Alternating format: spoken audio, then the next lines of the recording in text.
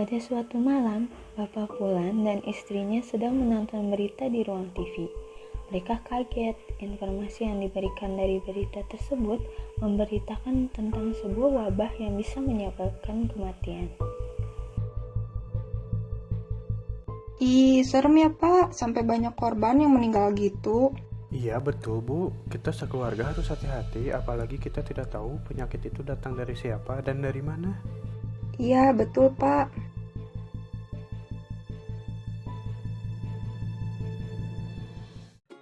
Sayur, yur sayur. Di sayuran ibu-ibu, teteh-teteh, ece-ece, neng-neng sayur. Ih, kamarana ieu teh, tumben rarehe kieu. Sayur, sayur. Ih, togena 5.000 nya. Siap. Ibi, ai ini ikannya seger nggak, Bi? Seger atuh neng, nembe ibak tadi subuh. Bi, abdi bawang 2.000, sareng wortelna 5.000 nya. Ibu-ibu, tahu nggak semalam teh saya lihat berita di TV sama pas suami tentang penyakit naon sih? Pokoknya mah akhirna teh aya 2019 na. Meni serem ibu-ibu sampai pada meninggal. COVID-19 bukan Bu? Tadi juga subuh saya lihat beritanya di TV. Tah, iya itu COVID-19, tapi saya juga nggak tahu kepanjangannya apa. Ih, benih seremnya. Sampai merawat gitu gini. Iya bener Bu, katanya sampai pada gak boleh keluar dulu. Sekolah dan kantor-kantor juga pada diliburkan. Aduh, ibu-ibu tuh jangan nakut-nakutin atuh. Apalagi ini teh saya lagi hamil. Gimana nanti saya mau meriksa kandungan saya? Tidak lama kemudian datang Ibu Sari yang akan membeli sayur juga. Ibu Sari ini adalah ketua kader di wilayah tersebut. Bi, saya beli ayam ya 1 kilo. Siap. Intel lagi pada ngomongin apa ibu-ibu menikah pada serius gini. Sampai si bibi saya juga ikutan serius. Lagi pada ngegosip ya. Bukan Bu Sari, kan pamali ngegosip mah. Ini Bu, kita lagi ngobrolin penyakit COVID itu loh, yang bisa sampai meninggal. Kan serem Bu. Oh, COVID. Iya, saya juga melihat dan mendengar beritanya. Memang serem ya ibu-ibu.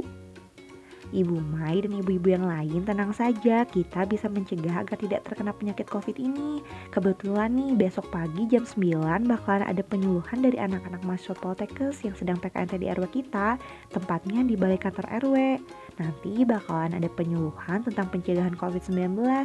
Nanti ibu-ibu jangan lupa pada datang ya. Kalau mau ada yang ditanyain dicatat, biar nggak lupa, biar jelas.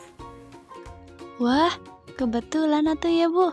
Besok saya mau datang Saya juga sekalian sama Pak Fulan. Boleh kan Bu? Boleh atuh Bu, bibi saya juga boleh ikutan sekalian dagang di sana. Jangan lupa ya ibu-ibu kasih tahu yang lain. Mereka pun pulang ke rumahnya masing-masing dan tidak lupa juga menyebarkan informasi tersebut di grup WA. Begitupun ibu tukang sayur yang menyebarkan informasi tersebut ke pembeli sembari berkeliling menjajakan dagangannya. Keesokan harinya, semua masyarakat di RW 06 sudah berkumpul di balai RW untuk mengikuti penyuluhan tentang pencegahan COVID-19. Assalamualaikum warahmatullahi wabarakatuh. Selamat pagi ibu-ibu dan bapak-bapak. Sebelumnya terima kasih karena sudah menyempatkan waktunya untuk datang ke acara pada pagi hari ini. Nah, sebelumnya apakah ibu-ibu dan bapak-bapak mengetahui apa itu COVID-19? Yang menyebabkan kematian kan Bu? Iya, betul sekali. Apakah ibu-ibu dan bapak-bapak sudah mengetahui tanda dan gejala ataupun tes COVID-19 serta cara penanganannya? Belum Bu. Baiklah, mari kita simak bersama tentang penjelasan mengenai tanda dan gejala dan tes COVID serta pencegahan yang dapat dilakukan agar terhindar dari COVID-19. Setelah ditetapkan sebagai pandemi oleh Badan Kesehatan Dunia atau WHO, kita perlu mengetahui apa itu COVID-19 dan apa saja gejala seseorang terjangkit COVID-19. Nah, Bapak Ibu, apakah sudah tahu apa itu COVID-19? Jadi, COVID-19 merupakan nama penyakit yang disebabkan oleh SARS-CoV-2 yang merupakan jenis virus corona yang baru saja ditemukan dan dapat menginfeksi manusia karena kecepatannya dalam berkembang biak, walaupun pada umumnya hanya menginfeksi binatang. Lalu, apa saja sih jenis pemeriksaan COVID-19 ini? Tes PCR dan rapid test digunakan sebagai cara untuk mendeteksi virus corona di dalam tubuh. Rapid test juga kerap digunakan sebagai pemeriksaan awal atau screening COVID-19. Hingga saat ini, terdapat 2 jenis rapid test yang dapat digunakan untuk mendeteksi keberadaan virus corona di dalam tubuh pasien, yaitu rapid test antibody dan rapid test antigen. Lalu, di sini ada tabel perbedaan dari jenis-jenis pemeriksaan COVID-19. Yang pertama itu ada rapid antibody yang menggunakan sampel dari darah. Sedangkan rapid antigen dan PCR swab test sampelnya berasal dari lendir hidung dan tenggorokan. Metode yang digunakan dalam rapid antibody adalah untuk mendeteksi antibody IgG dan IgM. Sedangkan rapid antigen mendeteksi protein virus yang ada di kulit virus corona. Dan PCR swab test mendeteksi materi genetik virus lewat RNA. Waktu yang diperlukan untuk mendapatkan hasil dari rapid antibody dan antigen ini yaitu sekitar 15 menit. Sedangkan untuk swab test sekitar 1-3 hari. Sensitivitas dalam rapid antibody adalah 60-70%, sedangkan rapid antigen yaitu 92% dan PCR swab test yaitu 99%.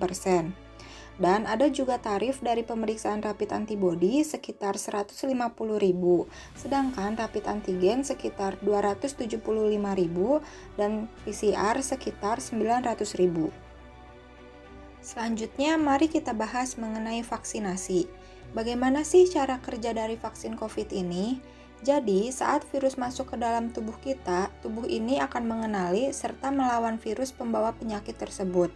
Sebenarnya, di dalam tubuh sudah ada sistem pertahanan tubuh sendiri, lalu diingat dan direkam oleh tubuh lalu akan disimpan di dalam sel yang bernama sel memori. Kemudian akan memberikan respon dengan cepat sebelum akhirnya kita jatuh sakit. Jadi, jika kondisi kita sehat dan virus tidak ganas, maka tubuh kita akan sembuh sendiri. Dan tubuh ini memiliki sistem imun yang misalkan kita terserang virus, akan ada beberapa tanda respon tubuh, seperti demam, batuk, sesak nafas, dan nyeri otot. Jika ada virus atau bakteri baru yang tidak dikenal, maka tubuh ini butuh waktu untuk mengenali virus tersebut. Dan jika dalam kondisi kurang baik, bisa berakibat fatal. Itulah mengapa akhirnya tubuh membutuhkan bantuan yang bernama vaksin. Jadi, vaksin virus corona yang akan disuntikan ke tubuh kita itu mengandung virus dari COVID-19 yang telah dilemahkan atau dimatikan. Vaksin ini akan merangsang sistem kekebalan tubuh untuk memproduksi antibodi, dan jika kemudian hari virus ini menyerang tubuh, maka tubuh dengan sendirinya akan melindungi diri. Jadi, vaksin ini diperuntukkan untuk seseorang yang belum terkena virus. Ngeri ya, Neng. Bagaimana cara pencegahannya? Bagaimana menjaga diri dari COVID-19 ini? Yang pertama yaitu dengan makan gizi yang seimbang. Makan makanan bergizi ini sangat penting untuk membangun kekebalan tubuh yang kuat agar terlindung dari infeksi virus dan memberikan perlindungan bagi tubuh. Jangan lupa juga untuk minum minimal 8 gelas atau 2 liter per hari. Yang kedua, cuci tangan pakai sabun. Mengapa sih harus mencuci tangan dengan air bersih dan sabun? Karena sabun ini dapat membersihkan kotoran dan merontokkan kuman. Tanpa sabun, kotoran dan kuman ini masih tertinggal di tangan. Jadi, cucilah tangan dengan sabun di air mengalir selama kurang lebih 40-60 detik.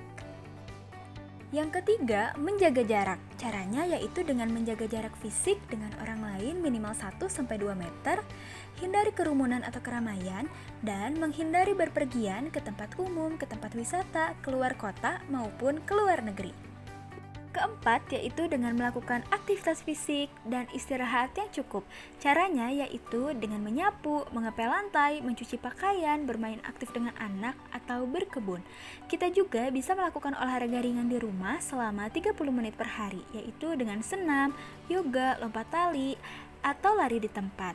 Dan jangan lupa juga untuk berjemur selama 15 menit per hari. Selain itu, istirahat yang cukup juga sangat penting untuk kita, minimal 7 jam setiap hari. Yang kelima, jaga kebersihan lingkungan.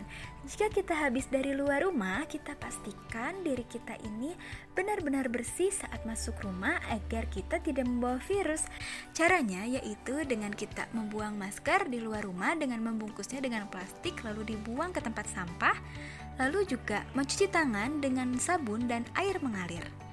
Setelah itu, kita bisa mandi dan membersihkan diri dengan menggunakan sampo dan sabun. Jangan lupa untuk mencuci pakaian dengan deterjen ya. Yang keenam, tidak merokok. Selain merokok ini merusak fungsi paru, ternyata merokok ini juga dapat meningkatkan resiko penularan COVID-19.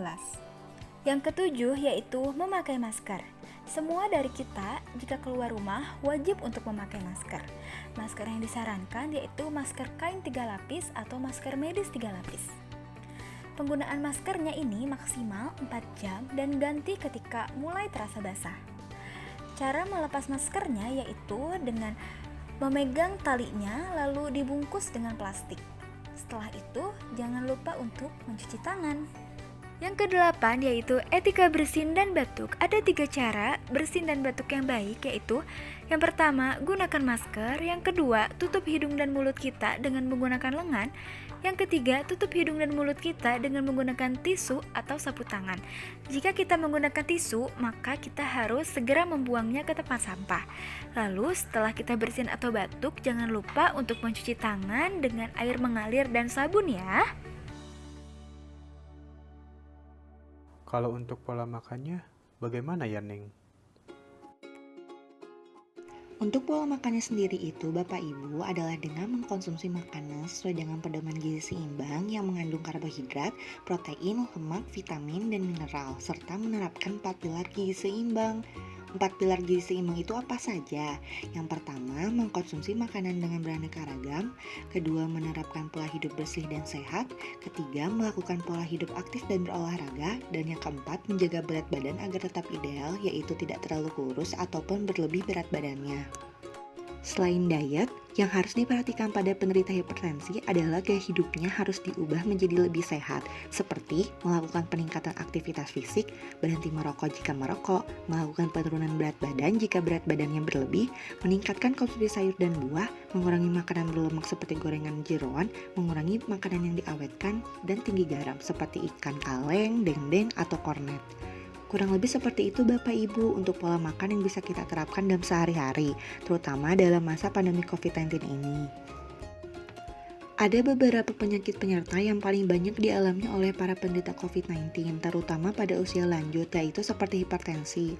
Untuk penderita COVID-19 dengan hipertensi, diet yang dilakukan kurang lebih sama seperti diet yang dijalankan, yaitu DASH diet, di mana metode diet ini menganjurkan untuk memperbanyak konsumsi makanan seperti produk susu rendah lemak, ikan, ayam, kacang-kacangan, sekaligus mengurangi konsumsi makanan tinggi lemak, gula, ataupun minuman mengandung gula, serta menyarankan peningkatan konsumsi sayur-sayuran dan buah-buahan. Bahan-bahan makanan tersebut kaya akan kalium, magnesium, kalsium, protein, dan serat, serta rendah natrium, lemak jenuh, kolesterol, dan rendah gula, di mana dapat membantu mengontrol tekanan darah pada penderita hipertensi. Selain itu, pada masa pandemi ini sangat penting untuk meningkatkan daya tahan tubuh terhadap infeksi dari virus COVID-19 ini. Salah satu vitamin dan mineral yang berfungsi meningkatkan daya tahan tubuh adalah vitamin A, C, E, dan zinc. Contoh bahan makanan yang tinggi vitamin A adalah wortel, kuning telur, ubi jalar, daun singkong, brokoli, bayam, susu, dan sereal. Untuk vitamin C, ada pepaya, jeruk, stroberi, tomat, jambu biji, dan kiwi. Untuk vitamin E, sayuran hijau, minyak sayur, kacang hijau, kacang-kacangan. Sedangkan untuk zinc, yaitu daging tanpa lemak, ayam, makanan laut seperti kerang, hati ayam, telur, keju, kacang-kacangan, dan biji-bijian. Nah, Neng, kan itu Ibu Mei lagi sedang hamil kan, dan harus kontrol juga. Terus gimana ya, Neng? Kan tadi jangan keluar rumah dulu. Baik, untuk pemeriksaan kehamilan sendiri selama masa pandemi COVID-19 ini bukan berarti tidak dilakukan, tetap dilakukan dengan tetap menjaga protokol kesehatan. Nah, di sini saya akan menjelaskan beberapa panduan mengenai pelayanan kesehatan ibu dan anak selama masa pandemi ini. Yang pertama itu untuk ibu hamil. Untuk ibu hamil, pada saat pemeriksaan bisa dibuatkan janji temu terlebih dahulu dengan petugas kesehatan. Bisa dilakukan juga konsultasi secara online dengan petugas kesehatan. Kemudian, keluarga dan kader bisa berperan aktif untuk memantau tanda bahaya kehamilan pada ibu hamil dengan menerapkan beberapa panduan yang ada di buku KIA dan segera lakukan pemeriksaan ke petugas kesehatan jika ditemukan salah satu tanda bahaya pada ibu hamil. Lalu untuk ibu bersalin yang beresiko tinggi dan terkonfirmasi COVID, itu dilakukan rujukan ke rumah sakit untuk persalinannya. Kemudian untuk ibu nifas perlu dilakukan pemantauan tanda bahaya. Pemantauan ini bisa melalui konsultasi secara online atau bisa melihat panduannya di buku KIA untuk ibu nifas.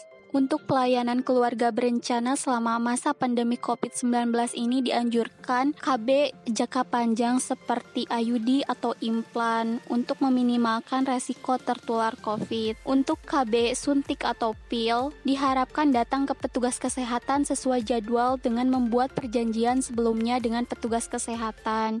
Lalu upaya yang dapat dilakukan untuk menghindari penularan COVID-19 pada bayi dan balita, seperti memantau tumbuh kembang secara mandiri di rumah dengan menggunakan buku KIA. Kemudian ajari anak membiasakan mencuci tangan dengan sabun dan air mengalir. Tetap lakukan imunisasi sesuai jadwal yang dianjurkan oleh petugas kesehatan. Baik, bagaimana ibu-ibu mengenai penjelasan pelayanan kesehatan ibu dan anak yang sudah saya sampaikan? Jika tidak ada yang ingin ditanyakan, mungkin saya cukup. Terima kasih. Ayo berubah usir wabah COVID-19.